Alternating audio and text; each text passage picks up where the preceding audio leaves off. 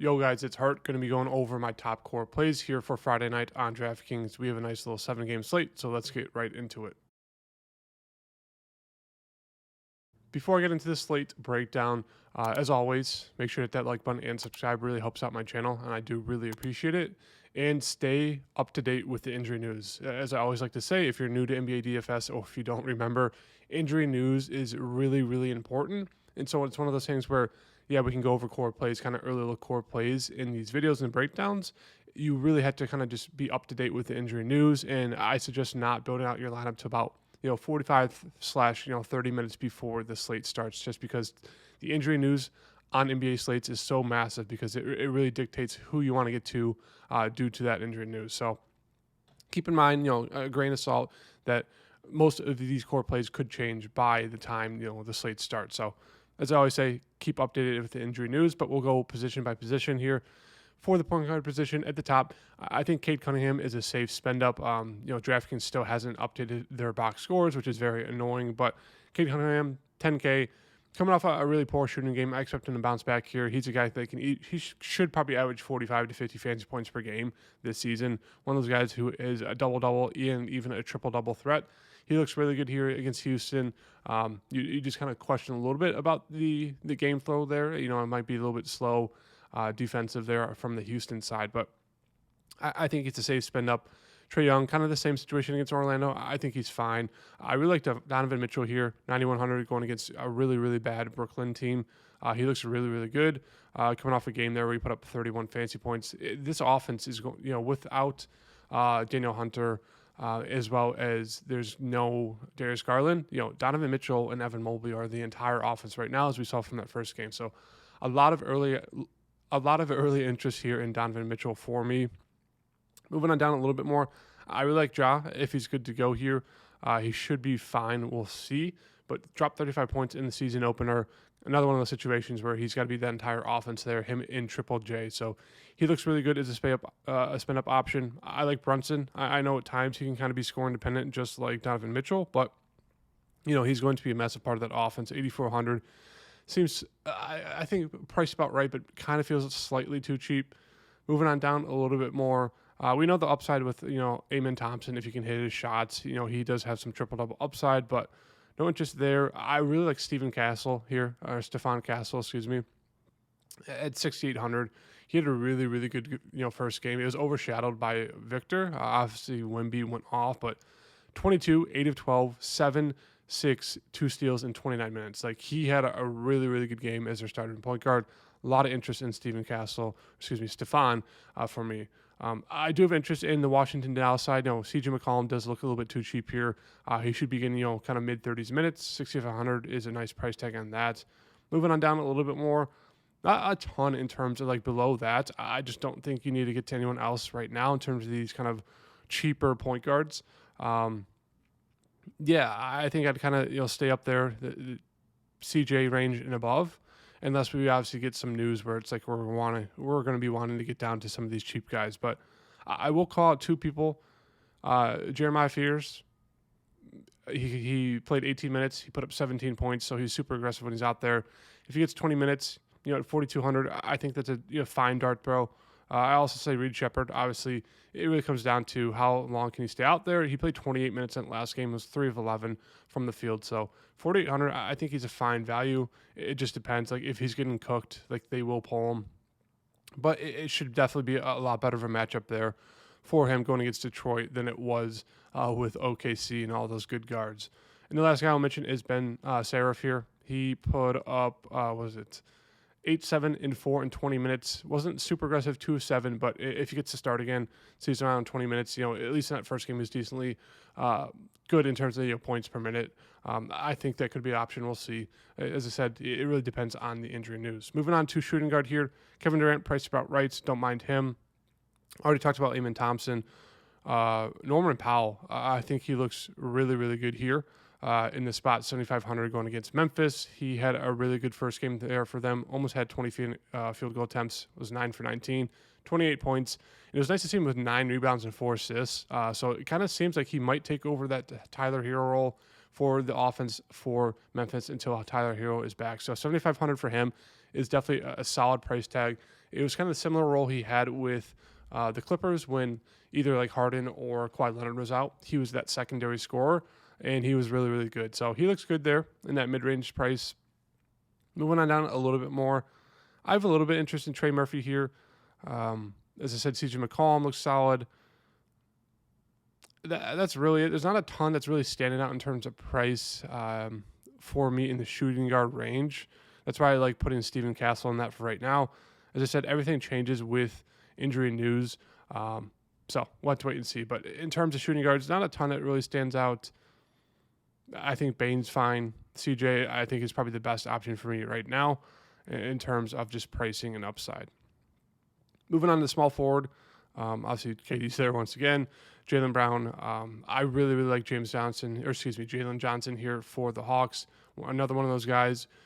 Every night is a constant triple-double watch. He had 22, 7, and 8, and 1 block in 35 minutes in that last game, the season opener against Toronto. His price came down, $8,300. Looks really, really good for him there. Love that price tag. And it's just, he's a really, really good player if you guys don't know who Jalen Johnson is. Moving on down a little bit more, I have a good amount of interest in Jaylen Brown. The pricing doesn't feel the best, but it's one of those things, obviously, with no Tatum, no Horford, no Porzingis. He's going to be their main go-to guy, put up 25, 6, and 4 in their first game there. So he looks like a really solid spin up at 8,600 going against the Knicks. They're going to need his scoring. And I think Derek White is obviously fine. Peyton Pritchard's fine if you want to land on him. I think the priority would be Jaylen Brown for me and maybe Derek White, but that's about it. Moving on down a little bit more. If you believe in the little brother matchup, we get Amon versus Asar tonight. If you want to go there, you can. He played 33 minutes, 11, 9, and 7. Another one of those guys, he's good at stuff in the stat sheet.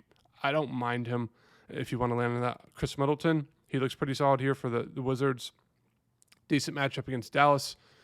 He put up 23, 6 rebounds, and 3 assists in about 30 minutes. That was a blowout, so they lost some minutes there. So him at 6,300 looks like a really solid price tag. Moving on down a little bit more, I do have a good amount of interest in DeAndre Hunter if he's good to go. Keep an eye out for that for the knee injury. But if he plays, I think him at 5,600 is a really solid price tag. I think they'd probably bring him off the bench, and he should be super aggressive. Slightly score independent, but 5,600, he will need to step into the offense for them. He looks really, really solid. Moving on down a little bit more.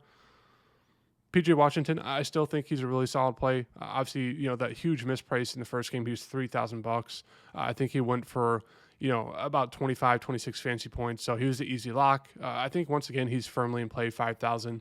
He should be getting about 30 minutes, maybe a little bit more. They're going to use offense. The Dallas offense does not look the best right now. So he should still continue to be pretty aggressive. So I do have a good amount of interest in him again for tonight. Moving on down a little bit more, I think that's really it for me.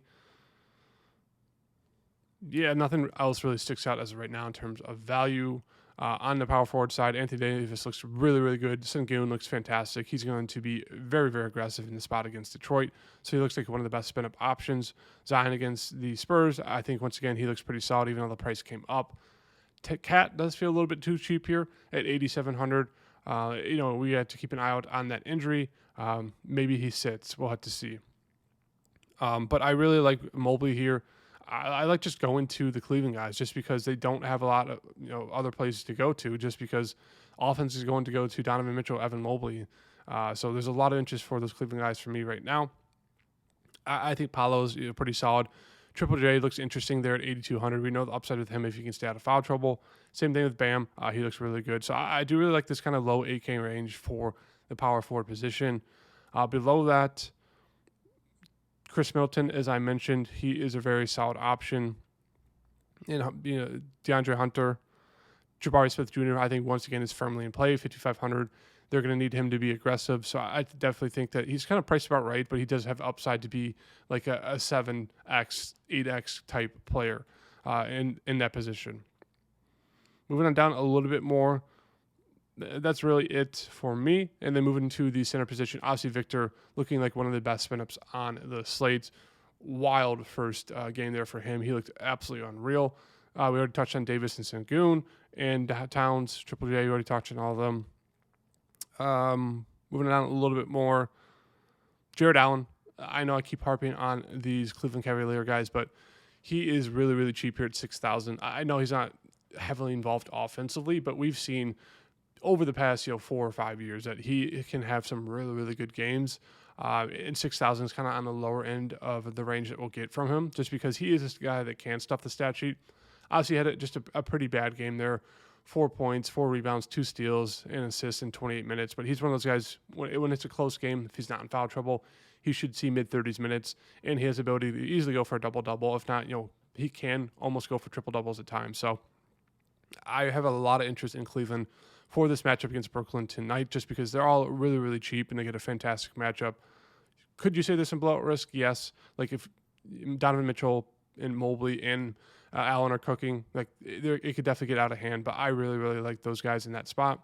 I do have some interest in Kel'el Ware here in this spot.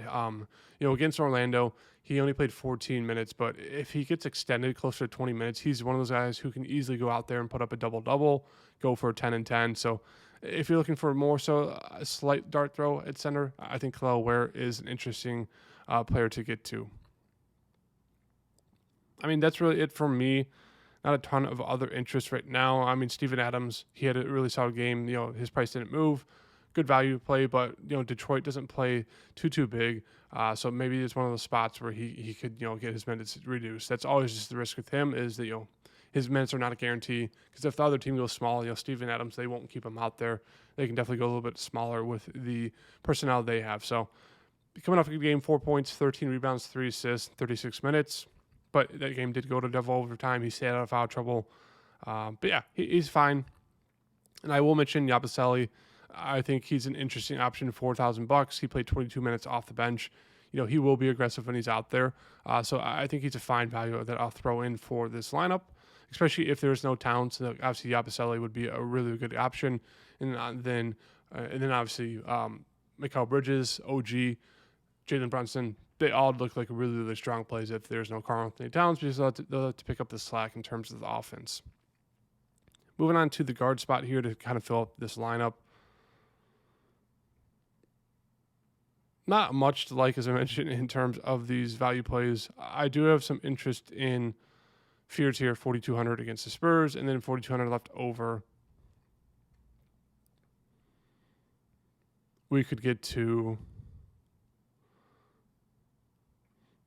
some interest in Sadiq Bey. He played 30 minutes there. So if he's going to play 30 minutes, Yves Messi also did exit the game with an ankle injury. I have some interest there, or if they put a spot start for one of their starting centers, we could definitely look to that. But I think that's a solid first look build. As always, it is the NBA. There's a lot of injury news. I wouldn't be surprised if most of these core plays don't, or not core plays, but most of these first look plays don't make sense by the time the slate starts. So if I had to give you guys some core plays that I think will stick, I think right now for me, I think Steven Castle is going to be one of the better options. I still think PJ Washington is a really strong play, but I think in terms of core plays right now, I think we'll be looking at this for me. Steven Castle, 6,800. Evan Mobley here at 84. Yabusele at 4,000. And Sadiq Bey as of right now at 4,100. So I hope you guys like the video. Hit that like button. I'll see you guys next video. Peace.